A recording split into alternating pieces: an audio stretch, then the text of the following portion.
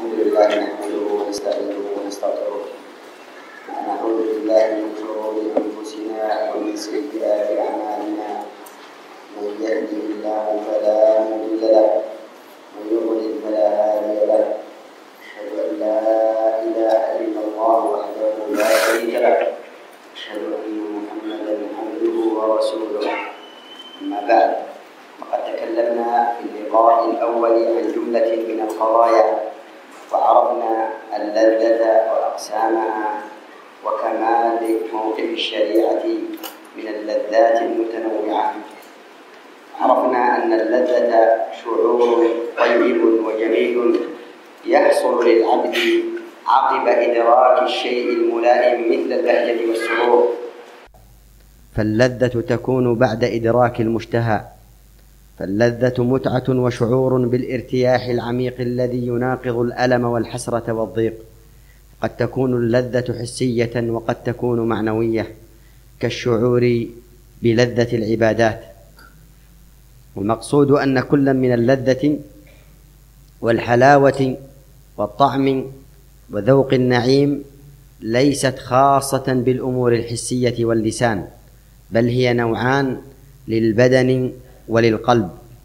قال ابن القيم رحمه الله: واللذة أظهر من كل ما تعرف به، فإنها أمر وجداني، وإنما تعرف بأسبابها وأحكامها. واللذة والبهجة والسرور وقرة العين وطيب النفس والنعيم ألفاظ متقاربة المعنى. هذه خلاصة مختصرة جدا للقاء السابق. Setelah beliau membuka sesi yang kedua ini dengan memuji Allah Subhanahu wa taala dan bersalat kepada Rasul sallallahu alaihi wa ala alihi wasallam, lalu beliau mengatakan bahwa kita telah membahas pada pertemuan yang pertama tentang beberapa perkara-perkara yang berkaitan dengan permasalahan kelezatan dan kesenangan yang hakiki, dan kita telah mengetahui makna dari kesenangan dan kelezatan tersebut dan pembagiannya, dan tentang kesempurnaan sikap syariah di dalam menyikapi setiap kelezatan dan kesenangan tersebut. Dan telah kita terangkan pula bahwa kelezatan atau kesenangan itu adalah merupakan sebuah perasaan yang baik yang dirasakan oleh seorang hamba setelah dia mendapati sesuatu yang menyebabkan dia merasakan kenikmatan dan kesenangan tersebut, seperti halnya al-bahjah, as-surur, kegembiraan. Maka kelezatan itu atau kesenangan itu diraih oleh seseorang setelah mendapati sesuatu yang sesuai dengan keinginannya, sesuai dengan syahwatnya. Maka kelezatan, kesenangan itu adalah merupakan sebuah kenikmatan yang dirasakan oleh seorang. Perasaan senang, perasaan bahagia yang mendalam, yang berlawanan dengan rasa sakit, penyesalan dan kesempitan. Oleh karena itu, kelezatan dan kesenangan itu berkaitan dengan perkara-perkara yang sifatnya hissiyah, yang bisa dicangkau dengan panca indera. Demikian pula kelezatan itu bisa bersifat maknawi, berkaitan dengan perasaan yang dirasakan oleh seorang, seperti halnya dia merasakan sebuah kenikmatan, kesenangan, kebahagiaan pada saat dia melakukan berbagai macam jenis ibadah. Sehingga maksudnya di sini bahwa setiap dari kelezatan dan manisnya sesuatu yang dirasakan, demikian pula nikmatnya sebuah kenikmatan yang dirasakan oleh seorang, itu tidak hanya khusus berkaitan dengan hal-hal yang bisa dijangkau dengan panca indera, atau hal-hal yang bisa dirasakan oleh lisan, akan tetapi kelezatan itu sendiri terbagi menjadi dua bahagian. Ada kelezatan yang bisa dirasakan oleh jasmani, ada kelezatan yang bisa dirasakan oleh qalbu atau hati seseorang. Maka kelezatan itu atau kesenangan itu sangat nampak sekali. Dia lebih bisa dipahami daripada sekedar disebutkan dalam sebuah definisi. Sebab kelezatan dan kesenangan itu merupakan perkara yang berkaitan dengan apa yang dirasakan oleh seseorang pada dirinya, dan itu bisa diketahui dengan sebab-sebabnya, demikian pula hukum-hukumnya, apa yang dirasakan dari kelezatan, kegembiraan, kenikmatan, kebahagiaan, dan nikmatnya sebuah jiwa ketika merasakan hal tersebut. Maka lafaz lezat, al-ladzah, kesenangan, al-bahja, as-surur, demikian pula lafaz qurratul ain, lafaz tibun nafs, dan an-na'im, ini adalah merupakan lafaz-lafaz yang memiliki makna yang kurang lebih sama. Ya, ini disebutkan oleh Ibnul Qayyim rahimahullah taala dalam kitabnya Rawdatul Muhibbin.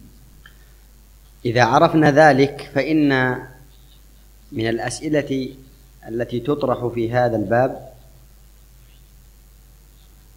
apabila kita telah mengetahui hal tersebut, maka ada pertanyaan-pertanyaan yang perlu untuk dijawab berkaitan dengan permasalahan ini. ما أحوال الناس تجاه اللذات المتنوعة؟ Bagaimana kondisi manusia di dalam menghadapi berbagai macam kelezatan dan kesenangan yang bermacam-macam tersebut? هناك أمور ينبغي أن نعلمها. أولا، ada perkara-perkara yang penting untuk kita ketahui terlebih dahulu. الأمر الأول، perkara yang pertama, أن الشريعة جاءت بمراعاة حاجة الإنسان إلى اللذات. bahwa syariat ini itu datang untuk memperhatikan apa yang menjadi keperluan dan kebutuhan manusia kepada hal-hal yang mereka senangi. فشرعت كثيرا من الأمور المشتملة على اللذات الحسية والمعنوية الدينية والدنيوية الجسدية والقلبية على جهة التوازن والمصالح. Maka syariat ini itu banyak menetapkan perkara-perkara yang berkaitan dengan apa yang dirasakan oleh para hamba ini dari berbagai macam kelezatan dan kesenangan, apakah yang bersifat jasmani atau kesenangan yang dirasakan oleh rohani seseorang, apakah kesenangan itu berkaitan dengan agamanya atau kaitan dengan dunianya, ataukah berkaitan dengan jasadnya, demikian pula yang berkaitan dengan hatinya, dengan cara yang seimbang yang bertujuan untuk mewujudkan hal-hal yang menjadi kemaslahatan dalam kehidupan mereka. الأمر الثاني أن الشرع قد يمنع العبد من بعض الملذات التي تهواها نفسه. Kemudian perkara yang kedua, bahwa syariat ini itu terkadang mencegah seorang hamba untuk melakukan hal-hal yang mereka senangi, yang dikehendaki oleh hawa nafsunya. والمقصود صيانته وحمايته لا مجرد إيلامه بالحرمان. Dan maksud dari syariat ketika mencegah hal-hal tersebut adalah untuk menjaga hamba itu sendiri, bukan sekedar menyakiti hamba tersebut disebabkan karena dia dicegah untuk melakukan hal-hal yang dia senangi. ثم إنه ما من باب محرم أغلقه الشارع إلا وفيه من المفاسد الشيء الكثير. Kemudian merupakan hal yang penting untuk diketahui bahwa tidak ada satu perkara yang diharamkan di mana syariat ini menutup seorang hamba untuk melakukan perkara tersebut, melainkan hal itu disebabkan karena perkara itu mengandung hal-hal yang menimbulkan kerusakan yang banyak. وما من باب أغلقه الشارع إلا وفتح أبوابا من جنسه وعوضهم بما تحصل به لذتهم ونفعهم دون أضرار ومفاسد. Dan tidak ada pula satu perkara di dalam agama ini yang dilarang oleh syariat, melainkan syariat tersebut memberikan solusi dengan cara membuka pintu-pintu yang semisalnya sebagai pengganti, sebagai solusi yang hal tersebut menyebabkan seorang hamba merasakan sebuah kelezatan dan manfaat dalam kehidupan mereka yang tidak menimbulkan berbagai macam kemudaratan dan kerusakan. Harrama ar-riba wa abaha al-bay'. Sebagaimana Allah Azza wa Jalla mengharamkan muamalah dengan cara riba dan memberi solusinya yaitu dengan cara berjual beli. Harrama az-zina wa abaha an-nikah. Syariat mengharamkan perbuatan zina, namun syariat memberi solusi dengan menghalalkan pernikahan. وهكذا في أبواب كثيرة. Maka demikian pula dalam sekian banyak permasalahan. الأمر الثالث, perkara yang ketiga, أن جملة من اللذات الحسية والدنيوية يمكن الاستعانة بها على تحقيق مقصود الشارع والتقرب بها إلى الله عز وجل. Poin yang ketiga bahwa sekian banyak dari berbagai kesenangan dan kebahagiaan secara jasmani dan berkaitan dengan perkara dunia memungkinkan bagi seorang hamba untuk beribadah, menjadikan hal itu sebagai bantuan, sebagai penguat, sebagai isti'anah, memohon pertolongan, menjadikannya sebagai bantuan untuk mewujudkan apa yang menjadi maksud dari syariat, yaitu mendekatkan diri kepada Allah Subhanahu wa taala. Al-amru ar-rabi', perkara yang keempat, أن كون الشيء فيه لذة حسية دنيوية ليس مانعا من تناوله وفعله والاستمتاع به. Bahwa sesuatu yang dirasakan dari kesenangan dunia, kesenangan yang berkaitan dengan jasmani dan jasad seseorang, itu tidaklah mencegah bagi seorang untuk melakukannya dan bersenang-senang dengannya. إلا أن يكون فيه محرم أو مضرة. Kecuali apabila pada sesuatu tersebut terdapat perkara yang diharamkan atau hal-hal yang dapat menimbulkan kemudaratan. أو يكون وسيلة تشغل عما هو أهم وأوجب. Atau perkara tersebut menjadi wasilah yang dapat menyibukkan dia dari melakukan hal yang lebih penting atau yang lebih wajib. أو تكون هذه اللذات الدنيوية غاية هم العبد وأكبر مقصوده. Ataukah kelezatan dunia tersebut, kenikmatan dunia yang dirasakan oleh seorang itu menjadi tujuan utama dari seorang hamba dan menjadi sesuatu yang mendominasi dalam kehidupannya. Al-amrul khamis, kemudian perkara yang kelima, أن عدم شعور العبد باللذة الحسية الدنيوية في العبادة ليس معناه أنها غير مشروعة ولا محمودة. Bahwa ketika seorang hamba tidak merasakan satu kesenangan dunia atau kesenangan yang berkaitan dengan jasmaninya, ketika dia melakukan satu ibadah, itu bukan berarti bahwa ibadah itu sendiri merupakan perkara yang tidak disyariatkan atau tidak terpuji. لأن المقصود بالعبادات الخروج عن اتباع الهوى والدخول تحت طاعة المولى. Sebab tujuan utama dari melakukan ibadah, pendekatan diri kepada Allah Subhanahu wa taala, agar seseorang bisa keluar dari prinsip mengikuti hawa nafsu lalu kemudian dia masuk ke dalam golongan orang-orang yang menghambakan dirinya di hadapan Allah Subhanahu wa taala. فالشريعة جاءت لإخراج العبد عن اتباع الهوى حتى يكون عبدا لله. Maka syariat ini datang untuk menjadikan seorang hamba mengeluarkan dirinya dari bentuk pengikutan terhadap hawa nafsu agar dia benar-benar menjadi seorang hamba yang merendahkan dirinya di hadapan Allah Subhanahu wa taala. وهذا مقصود عظيم من مقاصد الشريعة وسع الشاطبي فيه الكلام في كتابه الموافقات توسيعا طويلا. Dan ini adalah merupakan tujuan utama dari maksud-maksud ditetapkannya syariat ini, di mana Asy-Syatibi rahimahullah taala membahas dengan panjang lebar tentang perkara ini dalam kitabnya Al-Muwafaqat. Qala Ibnu Taimiyah rahimahullah, berkata Ibnu Taimiyah rahimahullah, al-isti'anatu bi jinsi al-ladzat ala jinsi at-ta'at mimma ja'at bihi asy-syari'ah kama yusta'anu bil akli wasyurbi ala al-ibadat. Menjadikan bantuan dengan melakukan hal-hal yang disenangi dalam kehidupan dunia untuk menjadikannya sebagai penguat dan pembantu untuk melakukan ketaatan kepada Allah Subhanahu wa taala. Ini termasuk di antara perkara yang ditetapkan di dalam syariat. Seperti halnya seseorang menjadikan makan dan minum sebagai penguat untuk melakukan berbagai macam jenis ibadah. وقال إن الله تعالى خلق فينا الشهوات لنستعين بها على كمال مصالحنا. Dan Ibn Taimiyah rahimahullah ta'ala, beliau juga mengatakan bahwa Allah Azza wa Jal menciptakan di dalam diri kita syahwat dan kelezatan atau kesenangan, tujuannya agar kemudian kita menjadikan itu sebagai penguat untuk mewujudkan kesempurnaan hal-hal yang mendatangkan kemaslahatan pada diri kita. فخلق فينا شهوة الأكل واللذة به.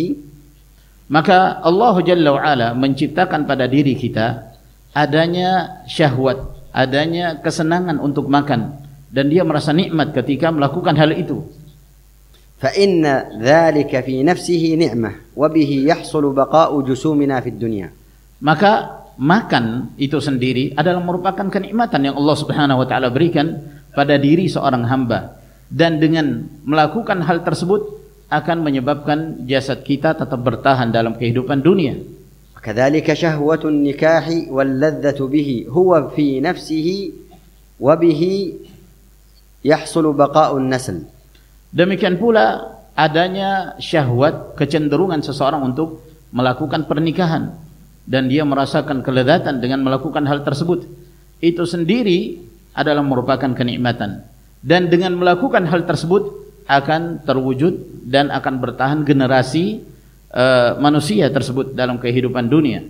فإذا استعين بهذه القوى على ما أمرنا كان ذلك سعادة لنا في الدنيا والآخرة وكنا من الذين أنعم الله عليهم نعمة مطلقة.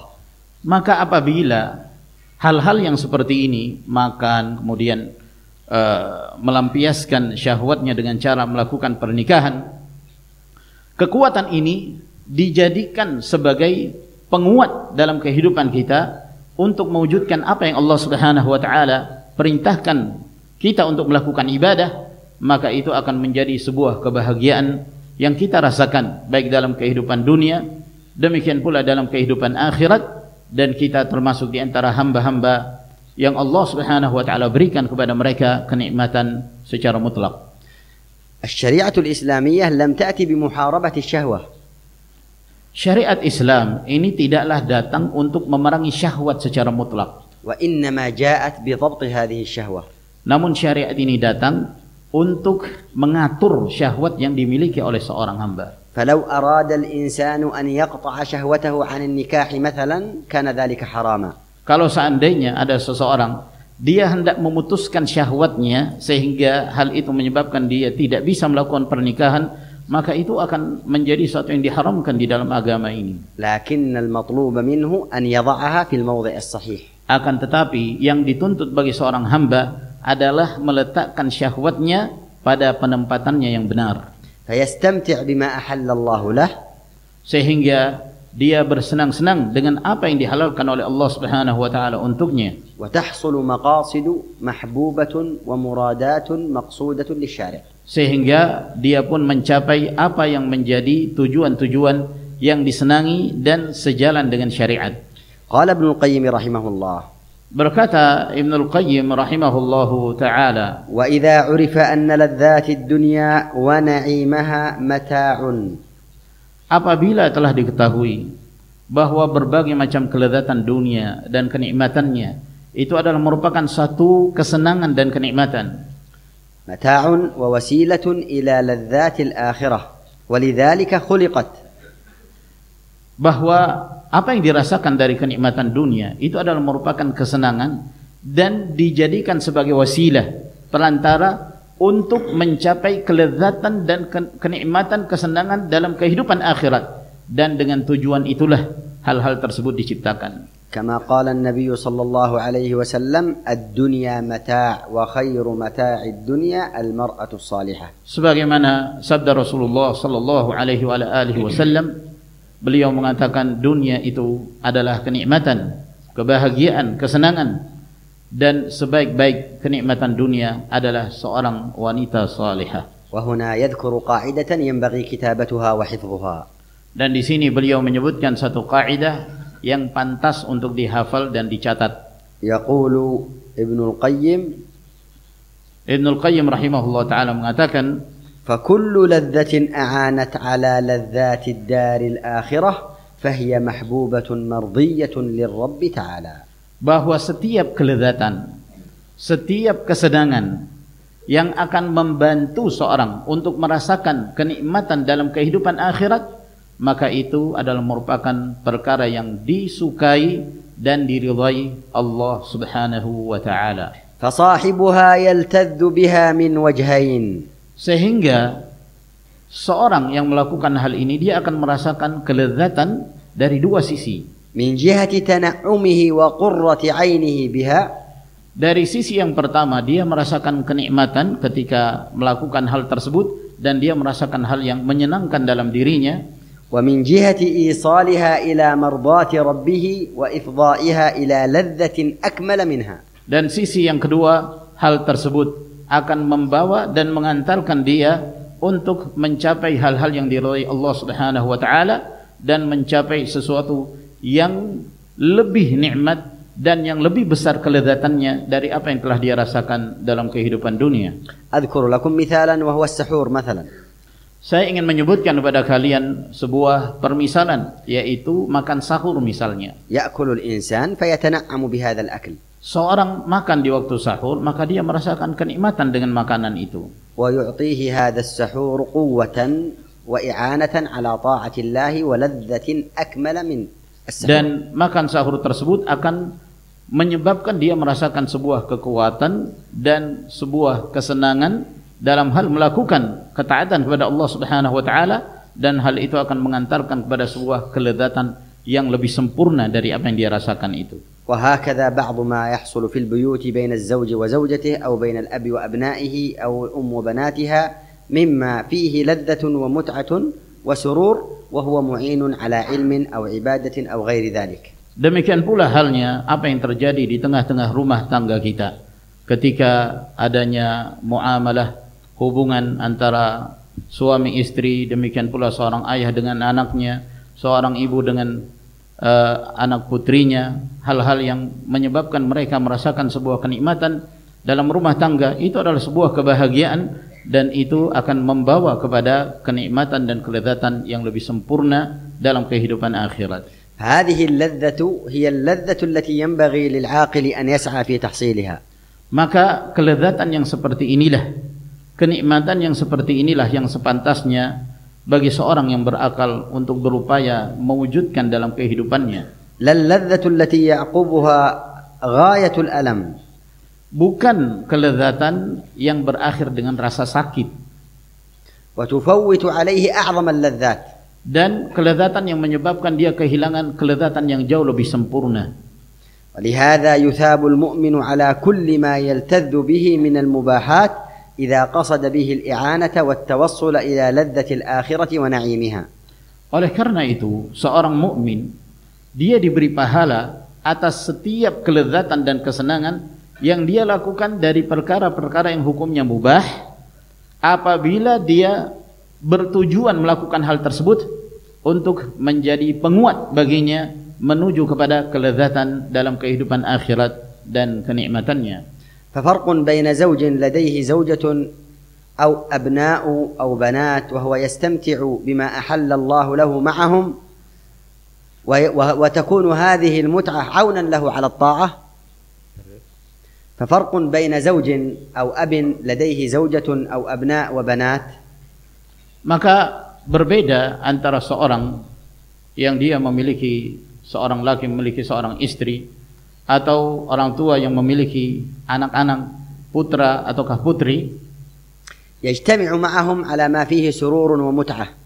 di mana mereka berkumpul untuk melakukan hal-hal yang mendatangkan kesenangan dan kebahagiaan dalam kehidupan mereka. مما أباحه الله وشرعه. Dari hal-hal yang dihalalkan oleh Allah Subhanahu wa taala dan disyariatkan. ويجعل ذلك عونا على طاعات وعبادات. Lalu kemudian mereka menjadikan hal itu sebagai penguat untuk melakukan hal-hal yang merupakan ketaatan kepada Allah Subhanahu wa taala dan ibadah. أو يستمتع استمتاعا أحله الله له ليكون كافيا له عما حرم الله.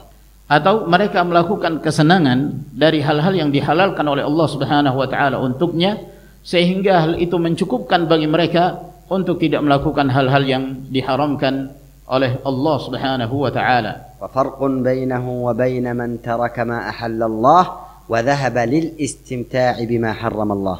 Maka hal ini berbeda dengan kondisi seorang di mana Allah Subhanahu wa taala telah membuka bagi mereka hal-hal yang dihalalkan, akan tetapi dia justru mencari sesuatu yang menjadi kesenangan mereka dari perkara yang diharamkan Allah Subhanahu wa taala. أيأتي أحدنا شهوته ويكون له فيها أجر؟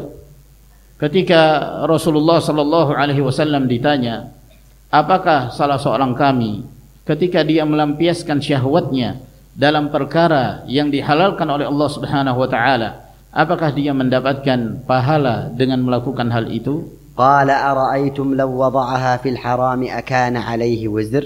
Maka Nabi sallallahu alaihi wasallam kembali bertanya kepada mereka, kalau seandainya orang itu meletakkan syahwatnya, melampiaskan syahwatnya dalam perkara yang diharamkan Allah, bukankah dia mendapatkan dosa? قالوا نعم. Maka mereka menjawab iya.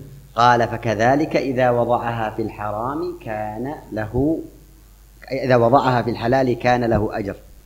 Maka Nabi sallallahu alaihi wasallam mengatakan kepada mereka, demikianlah ketika seorang hamba melampiaskan syahwatnya dalam hal-hal yang dihalalkan oleh Allah Subhanahu wa taala, maka dia akan meraih pahala dengannya. ختم ابن القيم كلامه هذا بلفتة لطيفة وتنبيه جميل. Lalu kemudian Ibnul Qayyim rahimahullah ta'ala menutup perkataan beliau ini dengan satu faedah yang sangat indah. وهو يتكلم عن اللذة الدنيوية المعينة على اللذة الأخروية. Di mana beliau membahas tentang berbagai macam kesenangan dunia yang akan membantunya untuk melakukan hal-hal yang akan membawa kepada kesenangan dalam kehidupan akhirat. قال واعلم أن هذه اللذة تتضاعف وتتزايد بحسب ما عند العبد من الإقبال على الله وإخلاص العمل له والرغبة في الدار الآخرة. Kata Ibnul Qayyim rahimahullah ta'ala, dan ketahuilah bahwa kelezatan yang dia rasakan tersebut itu akan semakin bertambah, berlipat-lipat akan dia rasakan sesuai dengan apa yang dilakukan oleh seorang hamba pada saat dia melakukan pendekatan dirinya kepada Allah, keikhlasan dia di dalam beramal semata-mata karena Allah dan mengharapkan kehidupan akhirat. صاحب الاستقامة الحقيقية، orang yang hakikatnya berjalan di atas keistiqamahan, يجد من اللذة في الأمور المباحة كالزوجة والأولاد والأموال. maka dia akan merasakan sebuah kelezatan dan kenikmatan dalam hal-hal yang berkaitan dengan hubungan dia dengan keluarganya, dengan anak-anaknya. ما لا يجده البعيد عن الله عز وجل. Sesuatu yang tidak akan dirasakan oleh seorang yang jauh dari Allah Subhanahu wa taala. هل هما سواء شخصان؟ Apakah keduanya kondisinya sama, dua orang ini? شخص يصلي بين المغرب والعشاء Seseorang dia mengerjakan salat antara maghrib dan isya, ويجلس للذكر. lalu dia duduk untuk berzikir. يصلي العشاء ثم يوتر ويرجع إلى بيته. Dia mengerjakan salat isya, lalu kemudian dia mengerjakan salat witir, lalu dia kembali ke rumahnya. ورجل آخر Dan yang kedua, لا يعرف المساجد. dia tidak mengenal apa itu masjid. وإذا جاء الليل فهو يتنقل من مقهى إلى مقهى ومن رجال ونساء إلى رجال ونساء أخريات. Dan di malam hari dia hanya berpindah dari satu kafe ke kafe yang lain, berkumpul dengan lelaki dan wanita, lalu kemudian berpindah berkumpul lagi dengan lelaki dan wanita yang lain. أو سمره وسهره على القنوات والشاشات والشهوات. Atau begadangnya mereka itu tersibukkan dengan melihat channel-channel film-film, demikian pula dalam hal-hal yang berkaitan dengan syahwat dan hawa nafsunya. هل هذا يستمتع ويلتذ بحياته كما يلتذ بها صاحب الاستقامة والإقبال على الله؟ Apakah orang yang kedua ini dia merasakan sebuah kenikmatan, sebuah kelezatan dalam kehidupannya seperti yang dirasakan oleh seorang yang istiqamah di atas agama Allah Subhanahu wa taala? وبعد هذا Dan setelah ini, فإن الناظر في أحوال الناس تجاه اللذات يجد أنهم أصناف مختلفة ورتب متفاوتة. maka seorang yang melihat kondisi-kondisi manusia di dalam merasakan berbagai macam kelezatan dan kesenangan itu, mereka berbagai jenis-jenis, bermacam-macam kondisi dan tingkatan-tingkatan mereka. الصنف الأول Jenis yang pertama, الكفار المكذبون بالمعاد الغارقون في اللذات والشهوات. jenis yang pertama orang-orang kafir yang mereka mendustakan adanya hari kebangkitan, yang mereka tenggelam dalam syahwatnya, dalam kenikmatan dunianya. فإن كثيرا من هؤلاء لا تراه إلا منشغلا منهمكا في اللذات الحسية. Maka mayoritas dari mereka ini engkau tidak akan melihat kecuali mereka menyibukkan diri mereka dalam hal-hal yang berkaitan dengan kelezatan secara his, secara jasmani, apa yang dirasakan oleh panca indera mereka. كالأكل والشرب وما يتعلق بالنساء. Seperti mereka bersenang-senang dengan makanan, minuman, demikian pula yang berkaitan dengan wanita. فهذا كل همه وفكره وسعيه وحرصه. Maka ini yang menjadi fokus keinginannya dan fokus pemikiran dia dan upaya dia dalam kehidupan ini. وليس هذا غريبا. Dan ini bukanlah satu hal yang aneh. قال الله تعالى Allah Jalla wa Ala telah berfirman, إن الذين لا يرجون لقاءنا ورضوا بالحياة الدنيا واطمأنوا بها والذين هم عن آياتنا غافلون أولئك مأواهم النار بما كانوا يكسبون. Allah Jalla wa Ala telah menerangkan tentang kondisi orang-orang kafir tersebut. Sesungguhnya orang-orang yang mereka tidak berharap untuk bertemu dengan kami, dan mereka senang dengan kehidupan dunia mereka, dan mereka merasa tenang dengannya, dan orang-orang yang mereka lalai dari ayat-ayat kami, maka mereka itulah tempat mereka di dalam neraka sesuai dengan apa yang telah mereka upayakan. فهذا ليس غريبا من الكفار والملحدين. Maka ini bukanlah satu hal yang aneh datang dari orang-orang kafir dan orang-orang yang tidak percaya kepada Rabb-Nya. لأن حياتهم كالأنعام. Sebab kehidupan mereka memang seperti hewan. كما قال الله تعالى والذين كفروا يتمتعون أي في الدنيا ويأكلون كما تأكل الأنعام. Sebagaimana yang disebutkan oleh Allah Subhanahu wa taala, walladzina kafaru yatamatta'una wa ya'kuluna kama ta'kulul an'am. Orang-orang kafir itu mereka bersenang-senang dalam kehidupan dunia dan mereka makan seperti makannya hewan-hewan ternak. ليس لهم همة إلا بطونهم وفروجهم. Maka tidak ada yang menjadi fokus keinginan mereka kecuali perut dan kemaluan mereka. وهم لاهون ساهون عما في غد. Dalam keadaan mereka lalai, dalam keadaan mereka tidak memperhatikan tentang apa yang akan mereka lakukan di keesokan harinya. وكما قيل Dan sebagaimana pula disebutkan, المؤمن في الدنيا يتزود. sebagaimana yang disebutkan bahwa seorang mukmin dalam kehidupan dunia dia senantiasa berbekal diri. والمنافق يتزين. Adapun seorang munafik dia hanya berhias. والكافر يتمتع. Sementara orang kafir hanya bersenang-senang belaka. قال الله عن الكفار والنار مثوى لهم. Maka Allah Azza wa Jalla berfirman tentang akibat perbuatan orang-orang kafir, neraka menjadi tempat baginya. ليس غريبا أن يكون الكافر منهمكا في اللذات والشهوات المحرمة. Maka bukanlah satu hal yang aneh ketika orang kafir tersebut bersenang-senang dengan berbagai macam kelezatan yang diharamkan. لكن الغريب أن يكون هذا هو حال أكثر المسلمين الذين يشهدون أن لا إله إلا الله وأن محمد رسول الله ويؤمنون بالبعث والمعاد. Namun yang mengherankan justru ini datang dari kondisi mayoritas kaum muslimin yang mereka bersaksi la ilaha illallah Muhammadur Rasulullah dan mereka beriman tentang adanya hari kemudian dan hari kebangkitan. وهذا هو الصنف الثاني من أحوال الناس. Dan keadaan yang terakhir ini yang termasuk ke dalam jenis yang kedua dari kondisi manusia. الذين يقرون بدار بعد الموت للثواب والعقاب. Yaitu mereka yang meyakini akan adanya kehidupan setelah kematian, akan adanya pahala, demikian pula hukuman bagi orang yang melakukan pelanggaran. وهم منقسمون إلى 3 أقسام. Dan mereka ini terbagi menjadi 3 bahagian.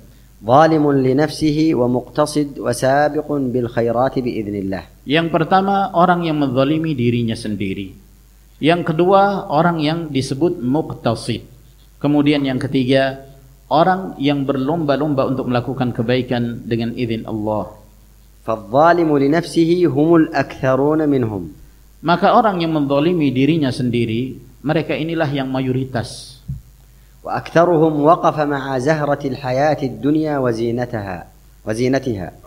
Maka mayoritas mereka senantiasa melakukan hal-hal yang berkaitan dengan kesenangan dan keindahan dalam kehidupan dunia. فأخذها من غير وجهها الحلال. Lalu kemudian mereka memanfaatkan kesenangan dunia tersebut bukan dengan cara yang dihalalkan. واستعملها في غير وجهها مما يضره. Lalu dia menggunakannya bukan dengan cara tepat, bahkan dia melakukannya dengan hal-hal yang justru akan menimbulkan kemudaratan pada dirinya. وصارت الدنيا أكبر همه. Sehingga dunia menjadi fokusnya yang paling utama dalam keinginannya. لها يغضب. Karena dunialah dia marah. وبها يرضى. Dan karena dunia dia merasa senang. ولها يوالي. Dan dia bersikap loyal karena dunia. وعليها يعادي. Dan dia bermusuhan karena dunia. كثير من هؤلاء وإن كان يؤمنون إيمانا مجملا فهم لا يعرفونه معرفة مفصلة. Maka mayoritas dari mereka ini walaupun memiliki iman, namun iman itu secara global, namun mereka tidak memahami keimanan tersebut secara terperinci. وهؤلاء لم يذوقوا ما ذاقه أهل المعرفة بالله في الدنيا. Maka orang-orang yang seperti ini mereka tidak merasakan seperti yang dirasakan oleh orang-orang yang mengenal Allah Subhanahu wa taala dalam kehidupan dunianya.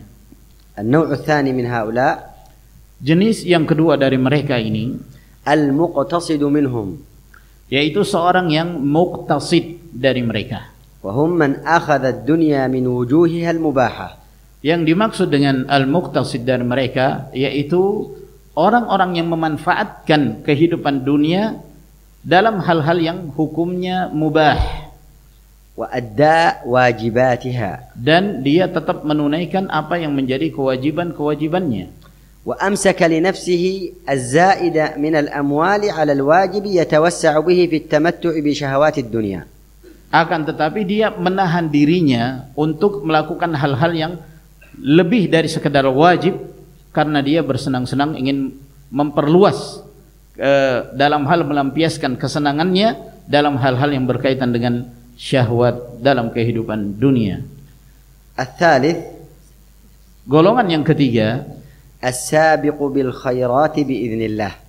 yaitu orang yang berlomba-lomba dalam hal melakukan kebaikan dengan izin Allah.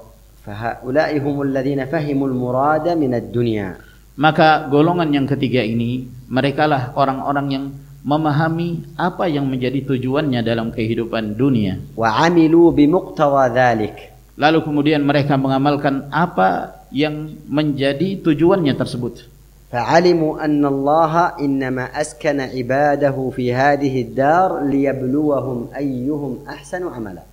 Maka mereka memahami dengan baik bahwa Allah Subhanahu wa taala menempatkan para hambanya dalam kehidupan dunia ini adalah dengan tujuan untuk menguji mereka siapakah di antara mereka yang paling baik amalannya. كما قال تعالى الذي خلق الموت والحياة ليبلوكم أيكم أحسن عملا. Sebagaimana firman Allah Subhanahu wa taala, dialah Allah yang menciptakan kematian dan menciptakan kehidupan untuk menguji kalian siapakah di antara kalian yang paling baik amalannya.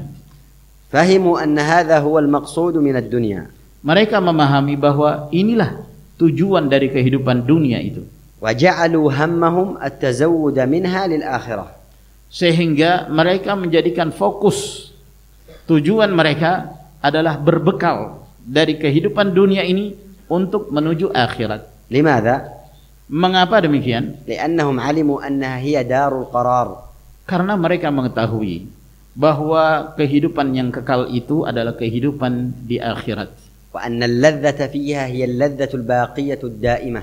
Dan kelezatan dalam kehidupan akhirat itulah kelezatan yang kekal dan terus menerus. فاكتفوا من الدنيا بما يكتفي به المسافر في سفره. Sehingga mereka mencukupkan dari kehidupan dunia seperti halnya seorang yang sedang melakukan perjalanan safar mencukupkan diri dengan bekal dalam perjalanan safarnya. كما كان النبي صلى الله عليه وسلم يقول. Sebagaimana Rasulullah sallallahu alaihi wasallam bersabda, ما لي وللدنيا.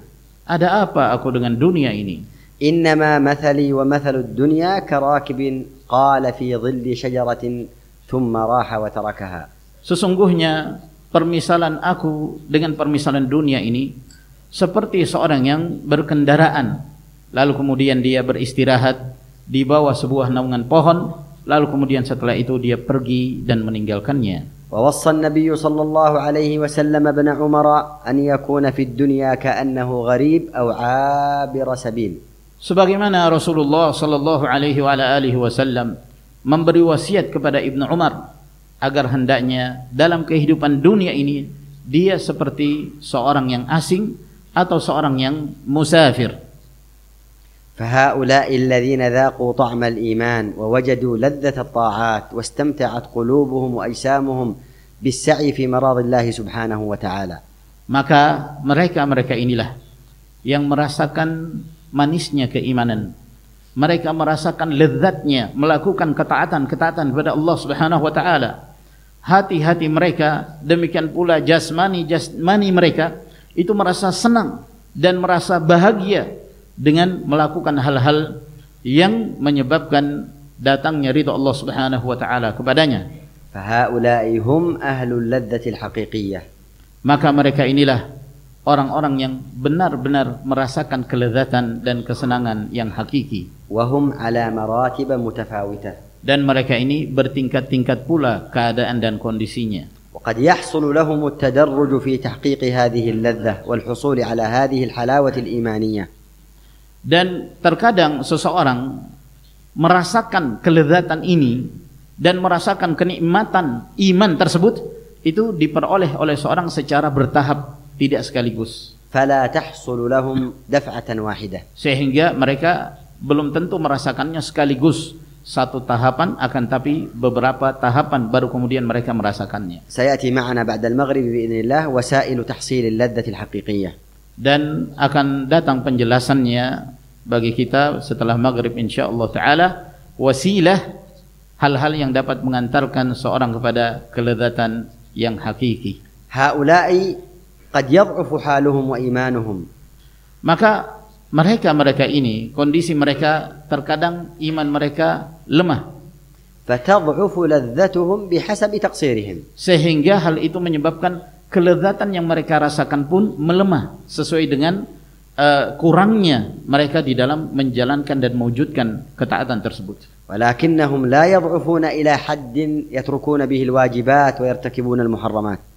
Akan tetapi mereka yang memiliki iman ini, mereka tidak sampai kepada tingkatan meninggalkan kewajiban-kewajiban dan melakukan hal-hal yang diharamkan. إن فعلوا فسرعان ما يرجعون كما سيأتي معنا. Kalaupun mereka terjatuh ke dalam perkara yang diharamkan, maka begitu cepatnya mereka segera kembali kepada jalan Allah Subhanahu wa taala sebagaimana akan kita terangkan. وحالهم الغالب هو المسارعة في الخيرات والتلذذ بالطاعات. Dan kondisi mereka yang mendominasi kehidupan mereka adalah bersegera untuk melakukan kebaikan-kebaikan dan merasakan kelezatan dengan ketaatan-ketaatan. فعلى قدر تحقق الإيمان تتحقق اللذة وتحصل. Maka sesuai dengan kadar wujudnya keimanan pada diri seorang, maka di saat itulah dia akan merasakan sebuah kelezatan dan kenikmatan. لذلك جاء في الحديث الذي ذكرناه في الصباح ذاق طعم الإيمان. Oleh karena itu disebutkan di dalam hadis yang telah kita sebutkan di pagi hari tadi bahwa seseorang akan merasakan manisnya keimanan من رضي بالله ربا yaitu seorang yang ridha Allah Azza wa Jalla menjadi Rabbnya, بالإسلام دينا وبمحمد صلى الله عليه وسلم نبيا ورسولا, dan Islam sebagai agamanya dan Muhammad sallallahu alaihi wasallam sebagai nabi dan rasulnya. كل من تحقق إيمانه فإنما يعبد الله والله أحب إليه من كل ما سواه. Setiap orang yang terwujud keimanannya di dalam dirinya, maka dia hanya menyembah Allah Subhanahu wa taala. Dan Allah Azza wa Jalla dalam diri hamba tersebut lebih dia cintai daripada kecintaannya kepada selainnya. والعبد إذا ذاق حلاوة الإيمان وطعم العبادة كان الله أحب إليه من كل شيء. Seorang hamba apabila dia telah merasakan manisnya keimanan dan nikmatnya dalam hal melakukan ibadah, maka Allah Azza wa Jalla lebih dia cintai dari segala sesuatu. هل معنى ذلك أن العبد إذا ذاق الإيمان يظل على حالة واحدة لا يخطئ ولا يعصي ولا يفتر ولا يكسل؟ Apakah berarti dari apa yang kita terangkan ini, seorang hamba yang telah merasakan manisnya keimanan, apakah dia selalu dalam kondisi seperti ini, tidak pernah melakukan kesalahan, tidak pernah melakukan perbuatan dosa sama sekali? الجواب لا. Jawabannya tidak demikian. والناس على درجات متفاوتة كما سبق. Manusia itu bertingkat-tingkat sebagaimana yang telah kita terangkan sebelumnya. فالعبد وإن كان يحب الله ومرضاته, seorang hamba walaupun dia cinta kepada Allah Subhanahu wa taala dan cinta melakukan hal-hal yang diridainya, فقد يحصل منه ميل إلى لذته أحيانا. kadang-kadang muncul darinya ada kecenderungan untuk melakukan hal yang dia senangi. Kadang-kadang dia terjatuh ke dalam perkara tersebut. وقد يتذكر ويخوف فيتعظ. Dan terkadang dia diingatkan lalu kemudian dia tersadarkan sehingga dia pun segera mengoreksi diri. وقد يقع في الخطأ مع علمه بمضرته وقد ينصح فيترك وينتفع. Dan terkadang seorang hamba terjatuh dalam kesalahan, kekeliruan, dalam keadaan dia mengetahui bahwa itu memudaratkan dirinya. Lalu kemudian boleh jadi dia dinasihati, lalu kemudian dia meninggalkan perkara tersebut dan dia mengambil manfaat dari nasihat itu. وهذا موجود في حال الناس في أمور الدنيا. Dan ini ada, merupakan hal yang terjadi di tengah-tengah manusia dalam perkara-perkara dunia mereka. مثل من يشتهي شيئا فيتناوله. Seperti halnya seseorang dia senang untuk melakukan sesuatu maka dia pun melakukannya. وهو يعلم أنه يضره وأنه يفوته أو يفوته به ما هو أحب إليه.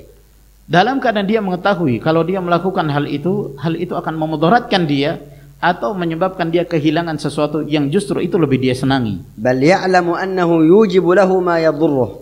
Bahkan dia sendiri mengetahui bahwa dengan melakukan hal itu akan menyebabkan hal tersebut akan memudaratkan dirinya. فإذا حصل له ترهيب يصده عن ذلك. Namun ketika dia melakukan sesuatu atau dia menghadapi sesuatu yang membuat dia muncul rasa takut pada dirinya sehingga menghalangi dia untuk melakukan hal tersebut, أو رغبة فيما ترغب فيه نفسه حتى يترك ذلك.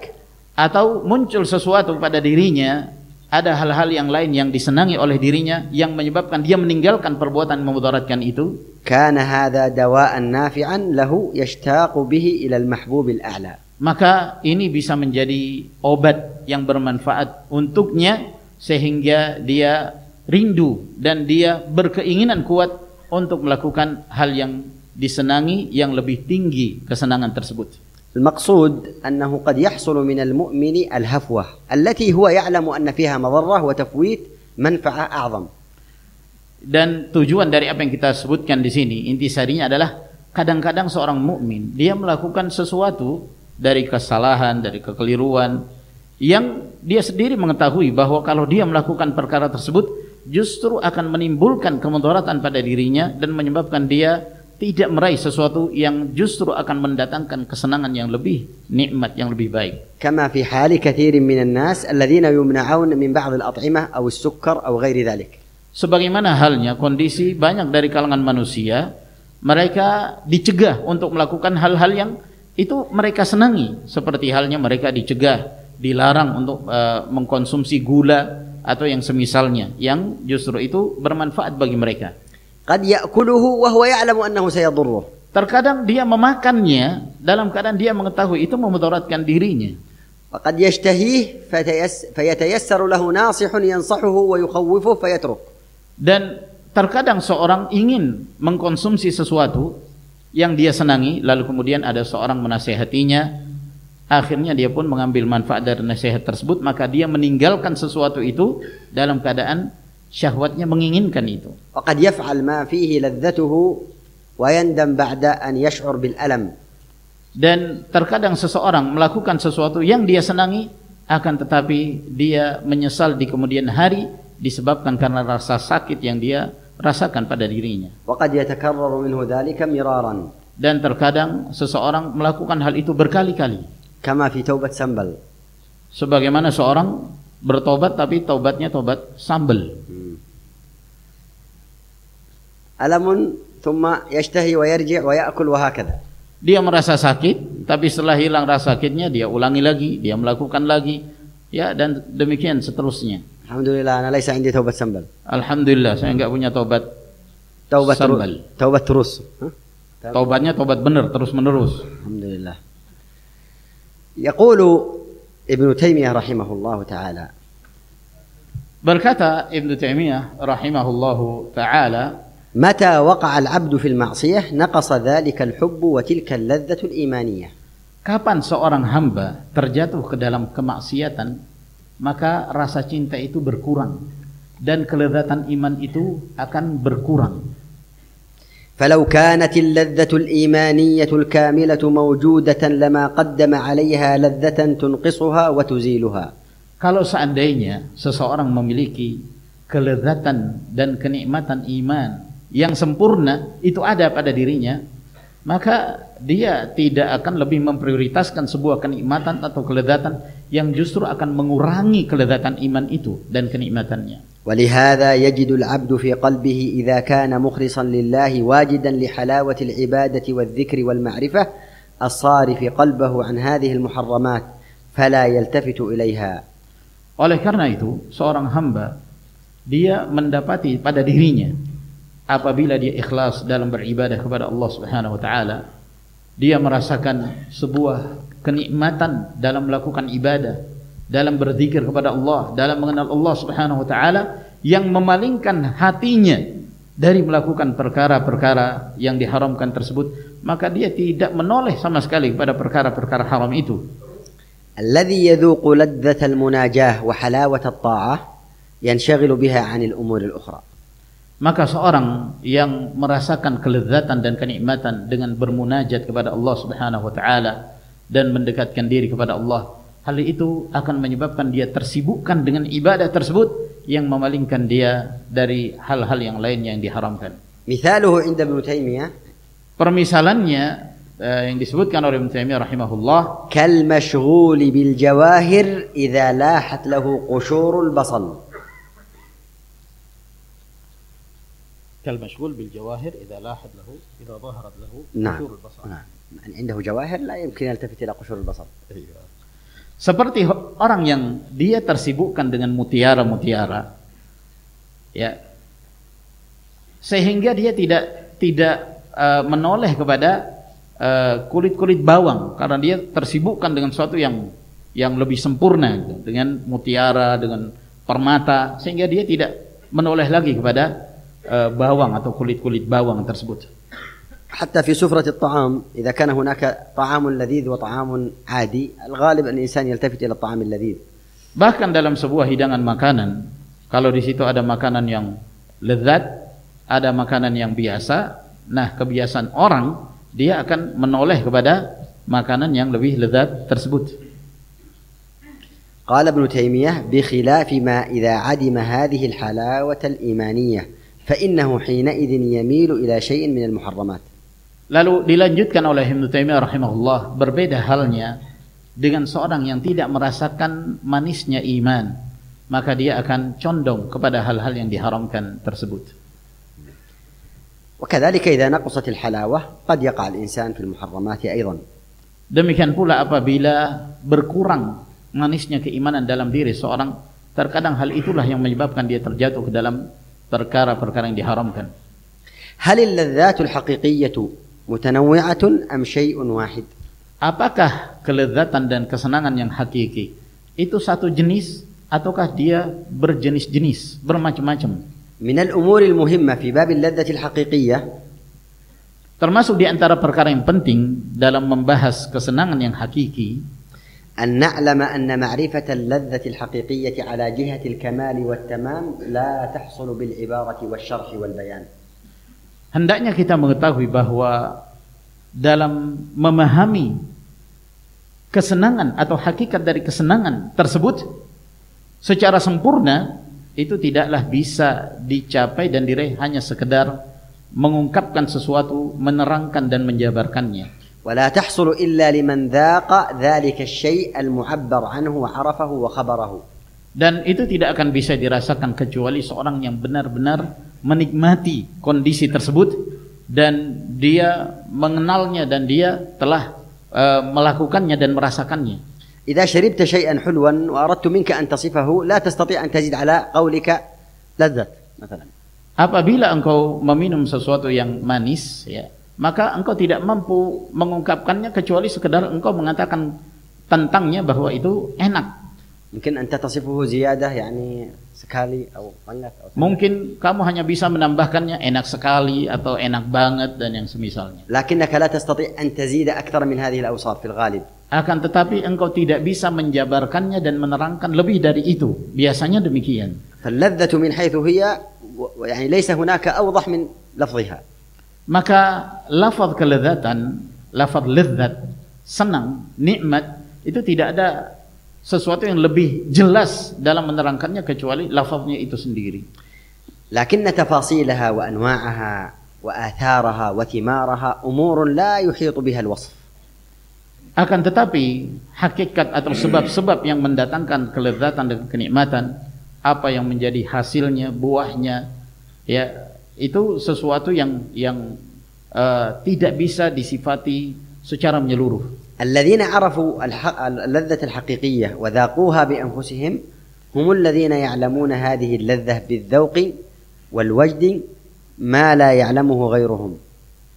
Orang-orang yang mereka sendiri merasakan kelezatan yang hakiki dengan pengalaman yang telah mereka rasakan dan mereka sendiri yang menghadapi nikmatnya dan kelezatan tersebut, merekalah yang bisa mengetahuinya.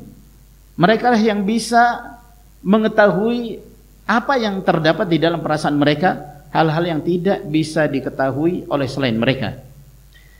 هرقل ملك الروم سأل أبا سفيان ابن حرب أمورا عديدة، وكان فيما سأله من أمور النبي صلى الله عليه وسلم أن سأله فقال له: فهل يرجع أحد منهم، أي من أتباع النبي صلى الله عليه وسلم، فهل يرجع أحد منهم عن دينه سخطة له بعد أن يدخل فيه؟ Ketika Heraklius, dia adalah seorang raja Romawi pada masanya, dia bertanya kepada Abu Sufyan bin Harb dengan beberapa pertanyaan yang mempertanyakan tentang Rasulullah sallallahu alaihi wasallam dan tentang dakwah beliau, termasuk di antara yang dia tanyakan kepada Abu Sufyan ketika itu masih dalam keadaan kafir, apakah ada salah seorang dari mereka yang meninggalkan agamanya karena tidak senang, karena marah terhadap agamanya setelah dia masuk ke dalamnya, itu ke dalam Islam? Qala la. Maka Abu Sufyan mengatakan tidak ada sama sekali, tidak ada satupun. Qala Hiraql wa kadzalika al-iman idza khalatat bashashatuhu al-qalb la yaskhatuhu ahad. Maka Heraklius pun mengatakan demikianlah iman. Apabila keimanan itu bercampur, ya, kenikmatan iman itu menyatu ke dalam hati seseorang, masuk ke dalam hati seorang, maka dia tidak akan pernah marah terhadap keimanan yang dia rasakan itu. Limadha? Mengapa demikian? Lianna lahu min al-halawati fil qalbi wal ladzati was sururi wal bahjah ma la yumkinu at-ta'biru anhu liman lam yadhuqhu. Sebab iman itu memiliki rasa manis, memiliki sebuah kelezatan di dalam hati seorang, dan kegembiraan dan kebahagiaan, sesuatu yang tidak bisa diungkapkan kepada orang yang tidak merasakannya. والناس متفاوتون في ذوقه والفرح والسرور الذي في القلب له من البشاشة ما هو بحسبه. Maka manusia itu bertingkat-tingkat dalam hal mereka merasakan kenikmatan tersebut, kegembiraan, kebahagiaan yang terdapat di dalam hatinya, dan itu berbeda-beda tergantung dari kondisi seseorang. قل بفضل الله وبرحمته فبذلك فليفرحوا هو خير مما يجمعون. Allah Jalla wa Ala menerangkan, katakanlah dengan keutamaan yang Allah Subhanahu wa taala berikan dan dengan rahmat Allah, maka hendaknya mereka merasakan kegembiraan yang itu lebih baik dari apa yang mereka kumpulkan dalam kehidupan dunia. وقال تعالى والذين آتيناهم الكتاب يفرحون بما أنزل إليك ومن الأحزاب من ينكر بعضه. Dan Allah Jalla wa Ala juga berfirman, orang-orang yang kami berikan kepada mereka Alkitab, maka mereka merasakan sebuah kegembiraan dari apa yang diturunkan kepada mereka, dan di antara kelompok-kelompok ada yang mengingkari sebahagiannya. وقال تعالى وإذا ما أنزلت سورة فمنهم من يقول أيكم زادته هذه إيمانا. Dan Allah Jalla wa Ala juga berfirman, dan apabila diturunkan satu surah kepada mereka, maka di antara mereka ada yang bertanya, siapakah di antara kalian yang bertambah keimanannya dengan turunnya surah ini? فأما الذين آمنوا فزادتهم إيمانا وهم يستبشرون. Adapun orang-orang yang beriman, maka semakin bertambah keimanannya dan mereka merasakan sebuah kenikmatan dan kegembiraan. فأخبر سبحانه وتعالى بأنهم يستبشرون بما أنزل من القرآن والاستبشار هو الفرح والسرور واللذة. Maka Allah Jalla wa Ala memberitakan bahwa orang-orang yang beriman itu mereka merasakan sebuah kegembiraan dari apa yang diturunkan kepada mereka dari Al-Qur'anul Karim, dan yang dimaksud istibsyar yaitu kegembiraan dan kesenangan. لما يجدونه في قلوبهم من الحلاوة واللذة والبهجة بما أنزل الله. Hal itu disebabkan karena apa yang mereka rasakan di dalam hati-hati mereka dari nikmatnya, kelezatan iman dan kebahagiaan dari apa yang diturunkan oleh Allah Subhanahu wa taala. فالناس في ذوق حلاوة الإيمان ولذة الطاعات على 3 درجات. Maka manusia dalam hal merasakan manisnya iman dan kenikmatannya itu terbagi menjadi 3 bahagian. من علم ذلك بالخبر. Ada di antara mereka yang mengetahui hal tersebut dengan berita. إذا أخبره شيخ عابد زاهد بهذه الحلاوة أو أخبره رجل قد ذاقها وظهرت آثارها عليه. Ketika dia diberitakan dan diberitahu oleh seorang syekh yang dia seorang yang memiliki sifat zuhud, yang ahli ibadah, yang memberitakan kepadanya, atau yang memberitakan kepadanya seseorang dia sudah merasakan nikmatnya dan lezatnya melakukan ibadah itu. الدرجة الثانية. Kemudian tingkatan yang kedua, من شاهد ذلك وعاينه. Ada yang menyaksikan secara langsung, مثل أن يعاين ويشاهد أحوال أهل المعرفة والصدق والعبادة والتلذذ بالطاعة. Seperti halnya seorang yang menyaksikan secara langsung keadaan orang-orang yang mengenal Allah, keadaan orang-orang yang mereka merasakan lezatnya dan kenikmatan dalam beribadah kepada Allah Subhanahu wa taala. فيرى فيهم ما يعرف به ذوقهم للإيمان والطاعة. Sehingga dia melihat pada mereka yang dengannya diketahui apa yang mereka rasakan dari kelezatan iman dan ketaatan yang mereka lakukan. فهذا وإن كان في الحقيقة لم يشاهد ولم يذق لذة الطاعة والعبادة لكنه يرى آثارها عليهم. Ini walaupun dia tidak merasakan pada dirinya, akan tetapi dia bisa menyaksikan apa yang dilakukan oleh orang-orang dari pengaruh-pengaruh kelezatan dan kebahagiaan yang dirasakan oleh mereka yang telah melakukannya. وهذا علمه باللذة أقوى ممن علم بمجرد الخبر في الدرجة الأولى. Dan tingkatan yang kedua ini lebih kuat dibandingkan tingkatan yang pertama yang hanya mengetahui kelezatan dan kenikmatan iman berdasarkan berita semata. الدرجة الثالثة. Tingkatan yang ketiga, أن يحصل له من الشعور والذوق فيجد ويشعر في نفسه ما كان سمعه عن تلذذ العابدين. Tingkatan yang ketiga yaitu seorang yang dia sendiri merasakan manisnya iman pada dirinya, merasakan kebahagiaan pada dirinya, seperti yang telah dia dengarkan dari kelezatan dan kenikmatan yang dilakukan oleh para ahli ibadah. كما قال بعض الشيوخ العابدين Sebagaimana yang dikatakan oleh sebagian para syekh yang dikenal sebagai ahli ibadah, لقد كنت في حال أقول فيها إن كان أهل الجنة في الجنة في مثل هذه الحال إنهم لفي عيش طيب. perkataan sebagian mereka bahwa aku berada dalam sebuah keadaan yang aku mengatakannya, yang aku mengatakan pada keadaan tersebut, apabila penghuni surga berada di dalam surga seperti kondisi yang seperti ini, niscaya mereka akan merasakan sebuah kehidupan yang nikmat. وقال آخر Dan yang lainnya pun mengatakan, إنه لا يمر على القلب أوقات يرقص منها طربا.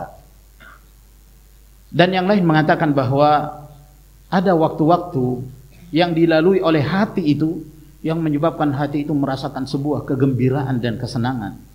هذه شرحها بالعربي ليس سهلا فكيف بالإندونيسي؟ Maka ini penjelasannya dengan bahasa Arab bukan suatu hal yang mudah. Bagaimana menjelaskannya dengan bahasa Indonesia? لأنها أمور داخلية يشعر بها أهلها.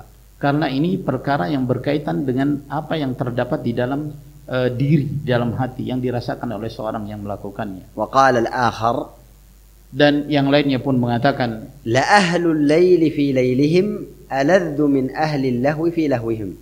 orang yang ahli ibadah di malam hari ketika mereka melakukan ibadah itu lebih lezat, lebih nikmat daripada orang-orang yang lalai ketika mereka bersenang-senang dengan kelalaiannya. وقال ابن تيمية فيما ذكرناه في اللقاء الأول Dan berkata pula Ibnu Taimiyah sebagaimana yang kita sebutkan pada pertemuan yang pertama, إن في الدنيا جنة من لم يدخلها لم يدخل جنة الآخرة.